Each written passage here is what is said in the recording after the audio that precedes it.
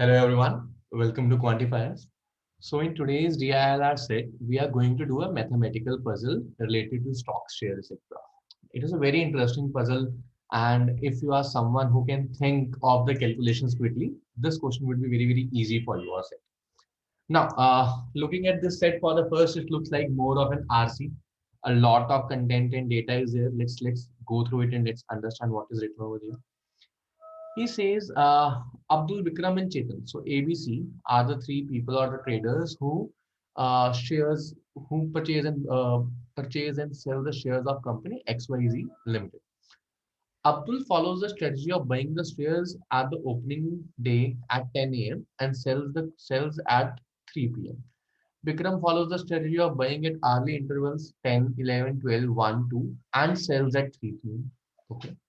Further, he buys equal number of shares in each purchase. Okay. Chetan follows a similar pattern as Bikram, but his strategy is somewhat different. Chetan's total investment amount is divided equally among his purchases, which means that if he is buying shares for rupees 100, no matter what the price at 11 a.m. is, he is still going to invest rupees 100. 12 बजे भी वो 100 के ही share लेगा, 1 बजे भी वो 100 के ही share लेगा. Okay. The profit or loss made by investor is the difference between the sale value at close of the day less than the investment in purchase. The return is defined as the ratio of profit or loss to the investment amount expressed as percentage. So basically, cost selling price minus cost price that gives you profit or loss divided by the total cost price or the amount you have invested into 100. Now, on the other 2 days, so basically this information is for these three questions, and then for the rest of these, we are going to use this information. So let's read the question. Let's understand. Now, okay, let's try to tackle the first three questions. What is given to us? So let me just write a small table that the sales are stocks are purchased at 10, 11, 12, 1, and 2, and all of these are sold at 3 p.m. by the three players A, B and C. ठीक है, ये तीन लोग हैं अपने पास, और ये अपने पास पांच टाइमिंग है जहां खरीदे जाते हैं और एक टाइम है जहां बेचा जाता है. ठीक है. Now let's see the first question. On a day of fluctuating market prices, fluctuating market prices means stock का price कभी increase कभी decrease increase somewhat on this trend. On a day of fluctuating market prices, the share price of XYZ Limited ends with a gain. So let us say if it was rupees 10 in the beginning, it ended up at rupees, let's say 11, right? Because it ended with a gain. And i.e. it is a higher, okay. Which trader got the maximum return on that day? Okay. Now, a very interesting question. Looks like that answer should be B or C. Most of the people are marketed B or C.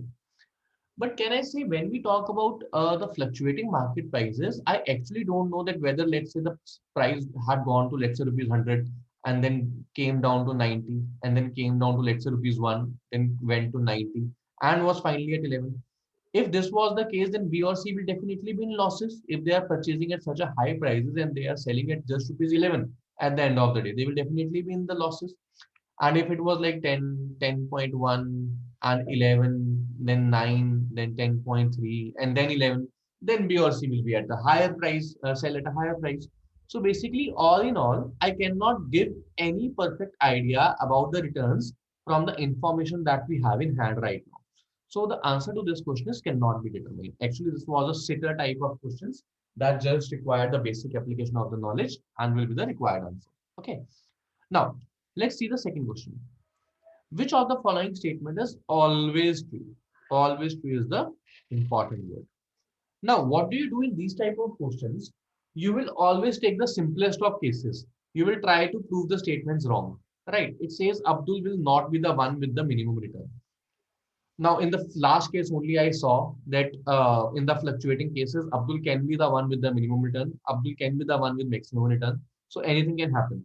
है ना? अगर हमने 10 रुपए पे share खरीदा और let's say उसका end price 11 था, and then the price went down to, let's say, 9, 8, 7, and 6, then these people have higher returns.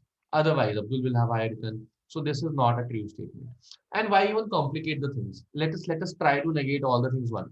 Let us say on a day the price did not change at all. 10, 10, 10, 10, and 10. यही price रह गया. So basically nobody ended in profit, nobody ended in loss. Right? क्योंकि the price did not change for anything. Then return of Chetan will be higher. This is wrong. Return of Vikram will be higher. This is wrong. Return of Chetan cannot be higher. This is also wrong. Everything is wrong in this case. The only answer is possible is E option, right? So basically, none of them is factually correct. Some of you might think D is correct. Return of Chetan cannot be higher than that of Abdul. Now, this is certainly not true. If my prices are decreasing, let's say price then become rupees 1, 1, 1, 1. And at the end of the day, let's say price become 500 or let's say 20, whatever. In this case, Chetan's return would be much, much higher than that of Abdul because he is investing very less. He will be selling at a very high price, right? So this is again not true. So this is my required answer. Now, this is the required answer. This is cannot be determined. This is the required answer. Now, on a boom day, the share prices of XYZ Limited kept rising throughout the day and peaks at the close of the day. So let us say the price was okay. Now, which trader got the minimum return on that day? Minimum return. Now, to understand the question, first of all, see, since it is rising throughout the day, in order to make a trend, I do not need to take the prices of all the days. Even if I will solve it up to 12, I will get my correct answer. मुझे पूरा solve करने की जरूरत ही नहीं है. ठीक है, हमको ट्रेंड इन 3 टाइम से भी मिल जाएगा जो ट्रेंड होगा मेरा. Let us say the price was rupees 10 over here, rupees 20 over here, and rupees 30 over here. Let us say this was the price. And while selling, whatever time, let's say the price was rupees 50. Now, before I even go into the question, how do I calculate the return? My profit slash loss upon cost price into 100. So can I say if this difference is larger and my numerator is as less as possible and this is higher value, then in the terms of percentage, my answer will be higher, right?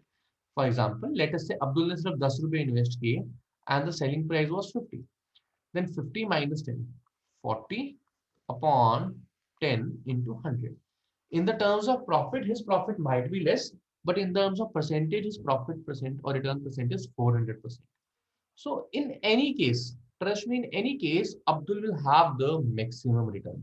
Why? Because this price, no matter how much I stretch it, this is going to be the lowest value. This is going to be the highest value, which means the difference is going to be as large as possible, right? The more I will increase this value, the more this difference going to increase, divided by just 10 into 100.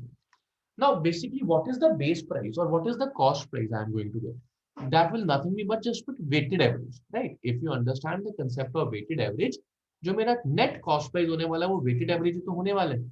अब weighted average क्या होती है अपने पास? Let's see. Let us say he spent rupees 10 here, 20 here, and 30 here, and sold the 3 shares. Let's say he was buying 111 share, and he sold 3 shares at 50 into 3, 150. Now understand this, his average price is going to be 20. His profit is going to be lesser now. How? So the net price, the net investment done by him is 10 plus 20, 30 plus 30, 60. Net profit by him is 150. So 150 minus 60, 90 by 60 into 100. That comes out to be just 150%. That comes out to be just 150%. Right. Now again, see, now the investment made by person C, the average investment, the mean investment is going to be more than A but less than B. इस बात को समझो. Mean investment. What do I mean by that? Let us say 10, 20, 30. Let us say the LCM is 60. Let us say he was investing 60 here, 60 here, and 60 here. Let us say उसने 60 रुपए लगाए हर जगह. Here he bought 6 shares for 10 rupees each. Here he bought 3 shares for 20 rupees each, and here he got 2 shares for 30 rupees each, right? So 6, 3, 9 into 11, he had 11 shares in total, and he sold it for 50, which means that net return is 550, right? What is the amount invested by him? 180. 550 minus 180, 370. So his profit is going to be 370 divided by 180 into 100, which is definitely more than this B, right? Why? Because his mean price is going to be lesser as compared to B. His mean price is going to increase with every share because he's purchasing the shares at a higher price. He's purchasing the same number of shares at lower price. or higher, whatever it is. His investment is there, is consistent. So since the investment is consistent, the mean price is going to be lower, which means the overall percentage profit is going to be higher for C as compared to B. So the answer to this question would be Bikram. इसका answer आएगा मेरे पास Bikram. Now you can take up any values here and keep on verifying. You will always get the same answer. Okay. Let's move to the next question. Okay. Now, if you have read the set, it says on the other two, on one day, two other traders, Dane and Emily, joined ABC. So now the players are A, B, C, D, and E. These are the five players, right? And the timings are same: 10, 11, 12, 1, 2, and selling at 3, right? Now I am asked about their share prices. I don't have any information about share prices, but I am asked about the share prices. Then there are some facts given to me that Abdul lost money in the transactions. Okay. I am given the buying and selling pattern of Dane, and I am given the buying and selling pattern of Emily. I know the selling pattern of rest of the people. Right. So let me use these facts and let me try to find the answer. Let us say the price here was rupees A, the price here was rupees B, the price here was rupees C at 12, here was D, here was E, and the selling price was F. Point 1 says Abdul lost money in the transaction. Since Abdul is losing money, when will you lose the money? You will lose the money when your cost price is greater than the selling price. Abdul is buying at A rupees, Abdul is selling at F rupees, which means that A is greater than F since he is losing the money. This is my first point. I hope it is clear to you that this is my first point. Now, second point, both Dane and Emily made profits. So even Dane is making the profit and even Emily is making a profit. Let us see what do you mean. Now, what is given to us by D? D followed a strategy that buying equal number of shares at 10, 11, and 12. So D is buying the share at 10, 11, and 12. So D's total cost price is A plus B plus C. And he's selling at 1, 2, 3 and selling the same number at 1, 2, 3, which means the selling price is D great plus E plus F. Since he is making the profit, which means that the selling price is greater than the cost price, right? Okay, done. This is also clear. Now Emily is also making a profit. Since Emily is also making a profit, now what is the pattern for Emily? Emily, on the other hand, followed the strategy of buying the shares using all the money at 10. So she's buying the shares at 10. Okay, let me denote the bracket for buying, and selling at 12. So she's selling at 12. So she's selling at C. And again buying the shares for all the money, whatever the money she got at 1 p.m. So at 1 p.m. she's again buying the shares at D rupees, right? And again selling all of them at close. So she's selling all of them at F rupees. So basically her total cost price is A plus D. Her total selling price is C plus F. And since she is making profit, which means cost price, which means the C plus F is greater than A plus D. Basic as that. Okay. This point is also clear to us. Okay. Now this was okay. This is done. This is done. There was an increase in share price during the closing hour as compared to the price at 2 p.m. So basically F is greater than E.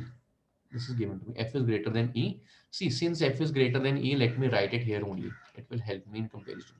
F is greater than E. Okay. Done. Okay. Share price at 12 noon was lower than the opening price. So at 12 noon, C is lower than A. So A is greater than C also. I don't know the relation, so let me write it as this. A is greater than C. So I know that A is greater than F, A is greater than E, A is greater than C. I don't know about B and D, but I have some other equations. Let me try to use them. Okay. Okay. If you see this equation, ठीक है, अब ध्यान से सुनो. A is greater than F. A जो है F से बड़ा है. A is greater than F. But the total of C and F is greater than the total of A and D. अब ऐसा कब होगा? A खुद F से बड़ा है. So let us say A is let's say 5 rupees, F is let's say 3 rupees. Right? but the overall total 5 plus D is less than C plus 3, right? So what is D coming out to be? D is coming out to be C minus 2, or in any case, whatever this amount is, I am really not concerned about this, but I am pretty sure that C will be greater than D. C will be greater than D. तभी तो उसका total ज्यादा बनेगा. So इसको मैं यहाँ accommodate कर देता हूँ. C is greater than D. मैंने यहाँ accommodate कर दिया. अब मुझे पता लग गया कि जो मेरा C है वो D से भी बड़ा है. ठीक है. So basically A is greater than F, A is greater than E, A is greater than C, A is greater than D. ठीक है. Now let's think about the other thing, that is B. Similar equation is given to me here. I know that A is greater than F. This A is greater than this F. I know that this C is greater than this D, which means these two quantities are higher. A and C is definitely higher than D and F. But still, when I am adding E here and when I am adding B here, my total is reversing. E, this side is coming out to be the higher one, which means that E must be higher than B. E B से तो ज़्यादा ही होगा, right? Therefore, I can make the flow chart that E is greater than B. Now, using this information, I can tell that definitely A is the highest among all. A is the highest among all. So share price was highest at 10 a.m. This was the highest price. Okay. Now, which of the following is necessarily false? Necessarily false. Share price was at lowest at 2 p.m. At 2 p.m. the price is E. E is greater than B.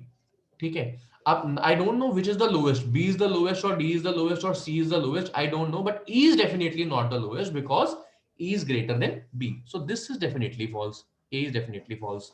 Okay. Now I should be directly concerned about this option only, right? Because अगर A या तो A अकेला ठीक होता या A and D दोनों ठीक होंगे, तो I am not going to check B and C here, right? Let me check the D option. Share price at 1 p.m. was higher than the share price at 12 noon. So 1 p.m. that was D is higher than C. No, this is not true.